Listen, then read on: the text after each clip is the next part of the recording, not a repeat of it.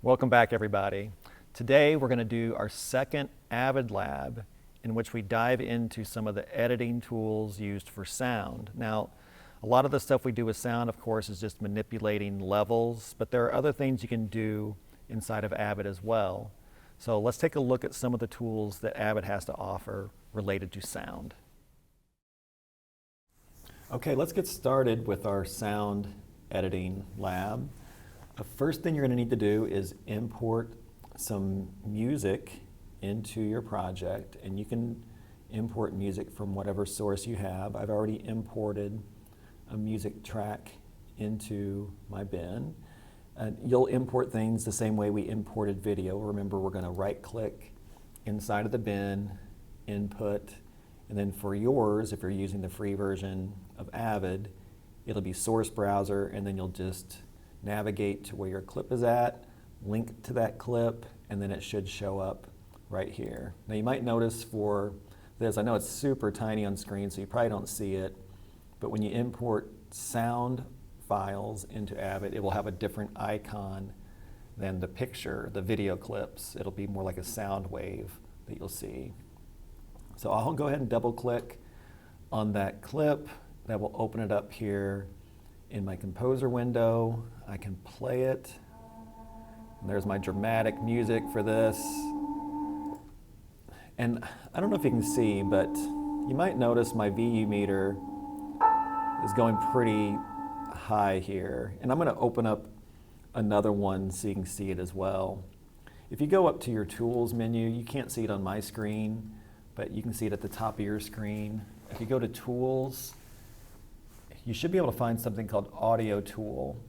An audio tool is basically a big VU meter. So if this one's not quite easy enough for you to see, this one will show you the levels much clearer, I think. If you look on one side of this tool, I'm going to go ahead and pause that for a second. One side of this is the analog meter. That's what we're used to. The -2 dB would be right about here. This is the digital side, so the numbers there, you're looking probably more underneath -14 for good levels. It's okay to go a little bit above that, but you definitely don't want to get here at the top where it starts turning to red. And occasionally when you bring in music or other sound files, they seem to come in a little bit hot. So we're going to need to bring those down, and I'll show you how to do that here in a second. Okay, so I've got my music clip. I'm going to just mark the entire clip for now and put it down onto my timeline. So if you want to ever insert everything from a clip, if you want to put a whole song onto your timeline, just press the T button for mark clip, and you'll also maybe see a little icon for it right here, and that will just select everything. This is pretty useful when you're importing songs or you're importing titles that you create, maybe rolling titles that you want to have everything show up. Okay, so we need to add this music to our timeline, but here's the problem. Right now I've got video and audio on my timeline, and this audio you see right here is associated with these video clips. So it's the sound of her looking at the papers, and eventually she'll start talking. So we want to keep all that sound. Well, if I edit the music into this timeline as is, what it's going to do is it's going to erase all this sound right here, or move it down. Basically, it's going to create problems.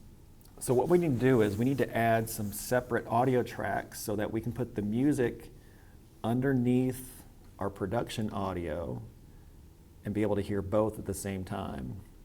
So to add additional audio tracks, what you need to do is just right-click inside of your timeline, and you should get this little window to pop up, and you'll see New. And we want to go track down New Audio Track. And then the one you want to add, it might seem like you want to add stereo for stereo sound, but actually you want to add 2 mono tracks. So we're going to add 2 new audio mono tracks, because usually whenever you import things into Avid, it's importing it in as separated tracks. So we have the left and right channels separate. And you notice right here, I don't know if you can see that very well, but these are the track indicators on this side for the timeline, this column right here. I'm going to close my music just for a second. Notice how that little 1 and 2 on this side disappeared whenever I close that clip. When I double click and load it again, that comes back. Everything you see on this side of the timeline, this is associated back to our source footage. So this A1 and A2, I need to make sure that this A1 and A2 go down onto our A3 and A4 tracks on the timeline, because right now they're going to be erasing our production sound. So to get these to go down, there's two ways you can do it. I'm going to simply click on A1 and I'll start dragging, and you see that little arrow appear.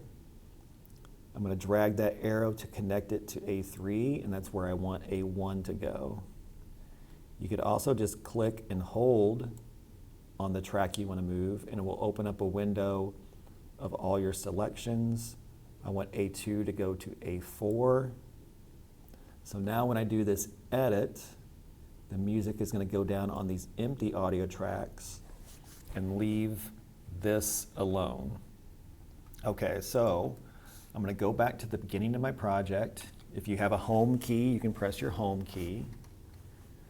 I'm going to turn off all my tracks above. This is an important thing to remember when you're editing. No matter what editing program you're using, you always need to think about what tracks do you want impacted by an edit.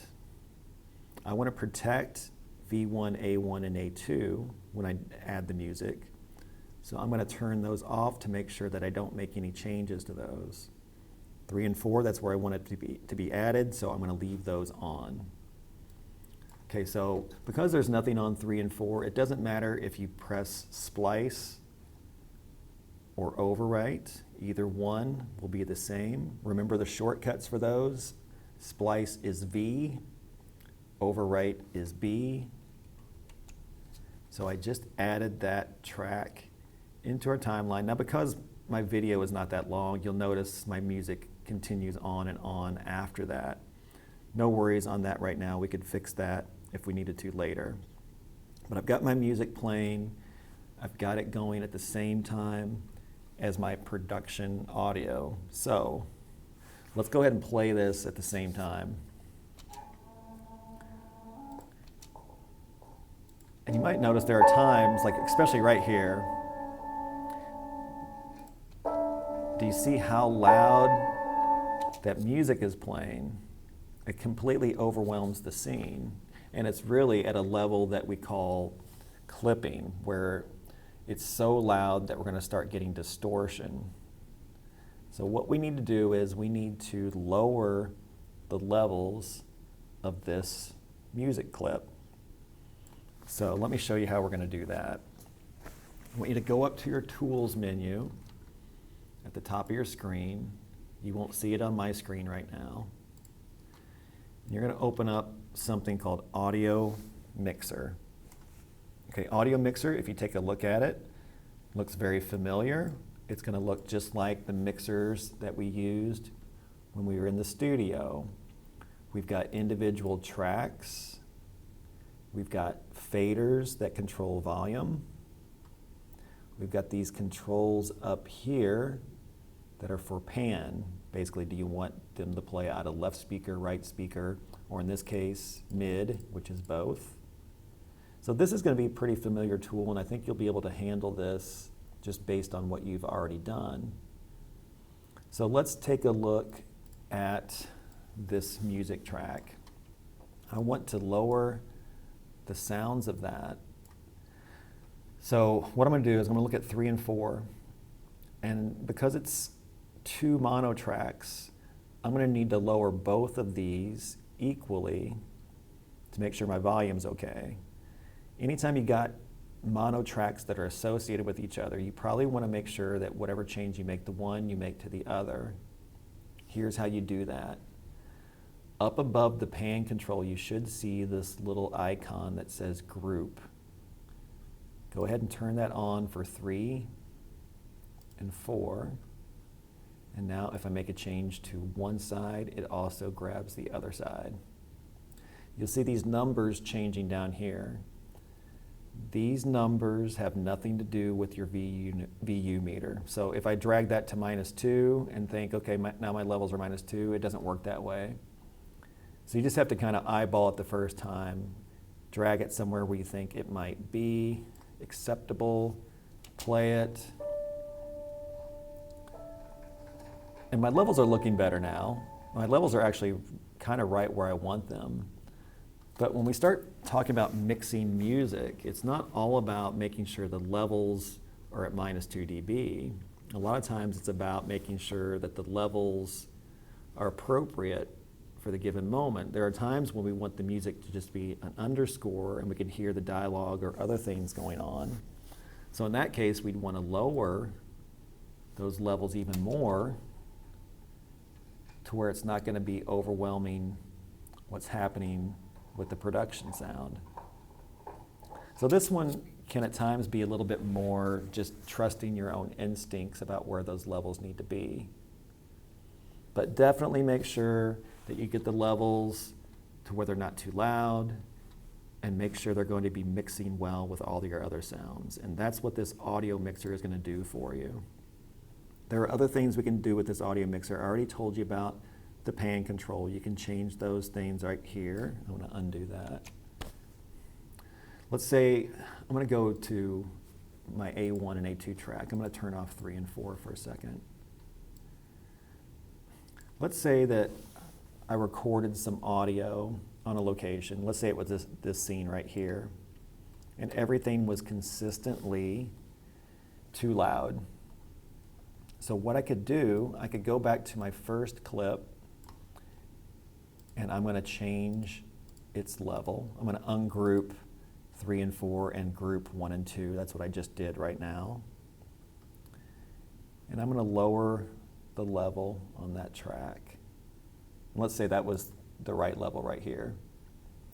Well, notice as I move the blue bar off of that clip, okay, it changes those back to where they were, not to what I just changed. And also notice this, as I move the blue bar off of all sound, the faders disappear. So you always have to make sure the blue bar is touching the clip on the timeline that you want to change. Okay, so let's go back to this. We wanted to make sure that everything on this timeline is at the same level. I'm just going to set it to a time that you can see. I'm going to set it to -2. Okay, so I want everything to be at -2.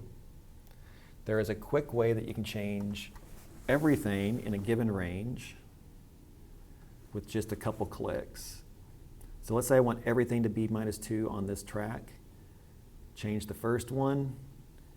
Go up to your little fast menu that's inside your audio mixer. It should look kind of like a hamburger. You'll see something that says Set Level on Track Global. Click on that, and now notice all of these are set to -2 now. So that's pretty handy whenever you need to make a lot of changes to a large section. You could also do this. You could set an in and out point on your timeline. I just hit I for in, O for out. So I have this section marked on my timeline. And now when I go back to the hamburger menu, it says Set Level on Track In Out.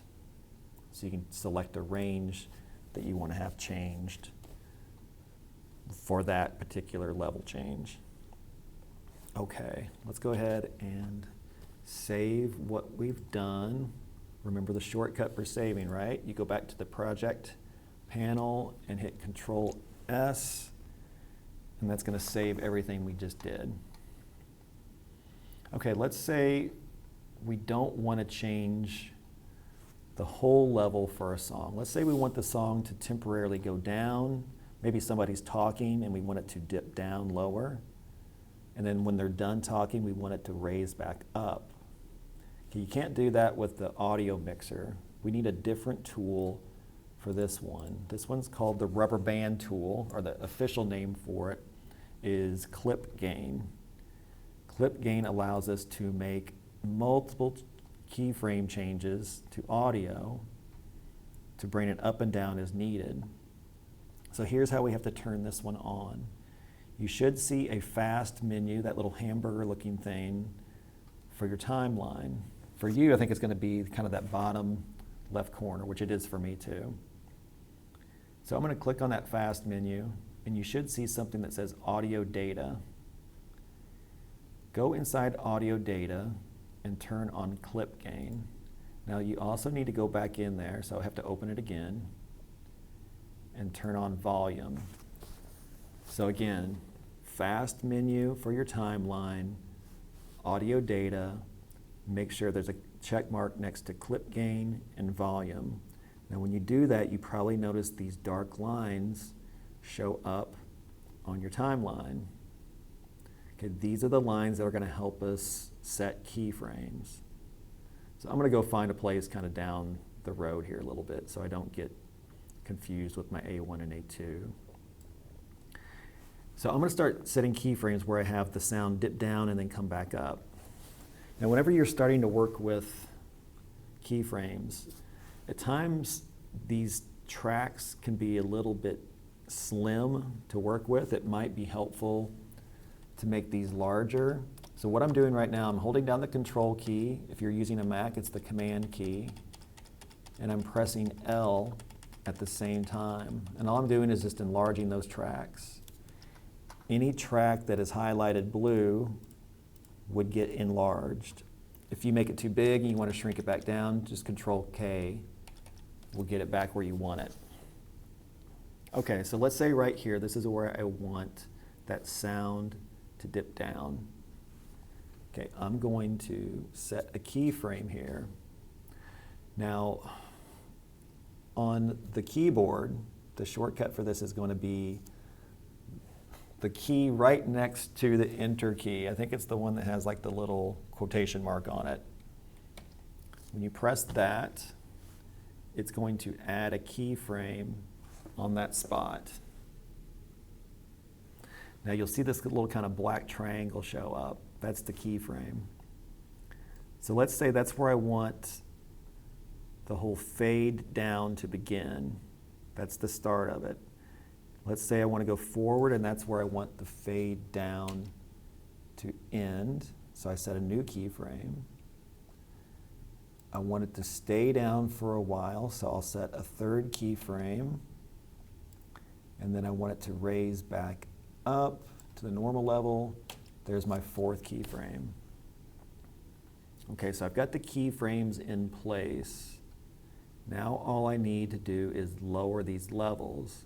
Now because I want all of these in the middle to go to the same place, I need to click on all of them to turn them on. But if I click on one at a time, notice how it just clicks on one and turns the others off. You need to hold down the Shift key while you're doing that to turn all of those highlighted. Now on my screen, it's kind of a pink purple color. I'm not sure what your color is going to be, but you'll notice whenever they're highlighted and they're different from the others. So at this point, all I need to do is just pull one of them down, and that will pull all of them down. So now we've got fade down, the music stays low, fades back up. Let's see if we can hear the change.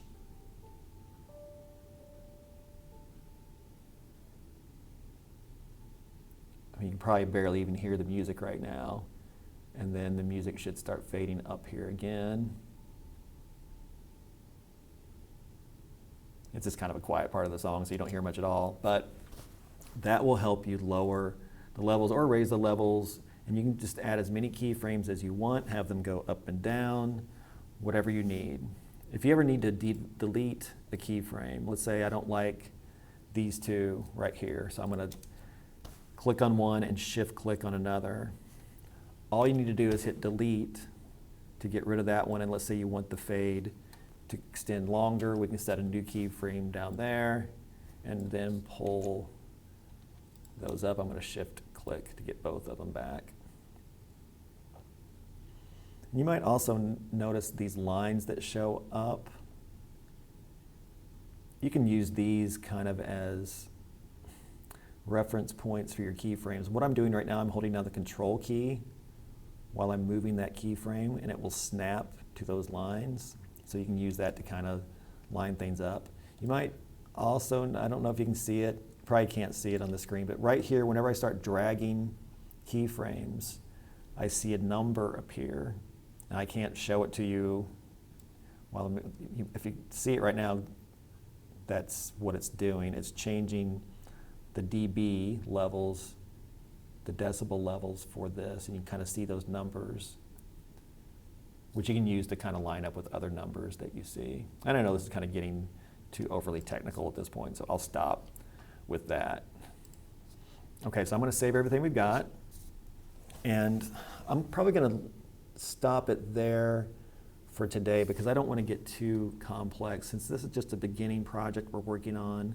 And because a lot of you probably aren't even working with Avid, I don't want to overwhelm you with too many things as far as sound editing is concerned. But I do want to show you maybe one more thing that's related to sound, and that's called sync.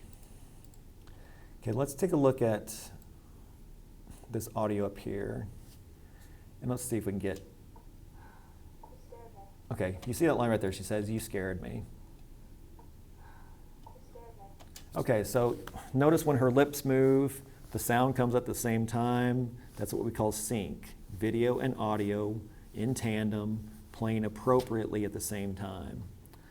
What happens if things get out of sync? I'm going to expand this so we can see it a little bit better. And I'm also going to turn off all that audio stuff. So I turned off clip gain and volume. Okay, so what I'm going to do, just to throw things off here, I'm going to cut out a little bit of video from that shot of Kate's medium shot. I'm going to extract it using the X. And I don't know if you can see it very well. And if you do this working a ton along on your computer, you hopefully should see it really well. But if I did that, if I cut out video only and left the audio as is, I've got these lines that start showing up here with numbers next to it. Now mine's showing -64. Okay, what those lines and numbers are indicating, they're indicating what's called a sync break. Basically, this video track is out of sync with these audio tracks by 64 frames. In this case, that's a little over 2 seconds. So anytime you ever do an edit and suddenly these white lines appear on your video and audio tracks, just stop and undo what you just did, Control Z, because if you don't fix it there, you're probably never going to be able to bring it back. It's going to be really hard to bring it back. Sync problems happen whenever you make cuts to either video or audio alone without making sure to cut out equal amounts from both. That's when you can throw things really off. Now there is a way to protect yourself from sync breaks. Let me undo what I just did. There are these little lines that you can turn on, and they usually default on, and these things are called sync locks. So if I turn that on, and let's say I try to do that same edit where I cut it out, and I still have A1 and A2 turned off, I just hit the X button. But what it did, it cut out the video like I wanted, but it forced the audio on A1 and A2 to also be cut out to force things to stay in sync. So it wouldn't let me make that mistake here. So if you want to leave those on to protect yourself, that's cool. I typically leave them off because sometimes it forces me to do edits I don't want to do. So I usually leave them off, and then I'll take care of sync as I'm moving along. But as you're just getting started as an editor, this might be a nice safety net to leave on to make sure you don't ever lose that sync. I think that's probably a good place to stop with this one. So just a quick review. After you import your sound or your music, Remember, to get it on your timeline, you need to have additional tracks of audio in order to put that sound on. And that was just simply right-clicking inside of your timeline, new audio tracks, mono. Remember, always mono. If we want to monitor levels, you'll see a little VU meter here on your timeline, but also you can open up the audio tool, which is in your tools menu, to show you a bigger VU meter. To change levels on tracks, if you just want to bring everything up or down, that is the audio mixer, which is found in tools. Remember, we can just raise levels up and down. We can group tracks together. We can make global changes or in and out changes. We can also change pan, left or right speaker, using this tool. If we want to add keyframes, that was the one here in the timeline where we turn on audio data, clip gain, and volume, and we use that apostrophe key to set keyframes, and we can move those up and down as needed. Okay, hopefully that wasn't too much for you. If you're working with different systems, just find out what those tools are to help you manage sound levels. But just be sure to keep an eye on those levels, because that's something that can cause problems if you have levels that are too high and it starts to get distorted. Okay, that's it for this lesson. We'll see you next time. Okay, just one more Avid lab to go. The next time we get together, I will show you how to create titles, how to do some basic effects, and also do a few more complicated effects. And if you're lucky, I might even show you how to use wipes. So we'll see what happens with that. Hope everybody's doing well. Take care. See you next time.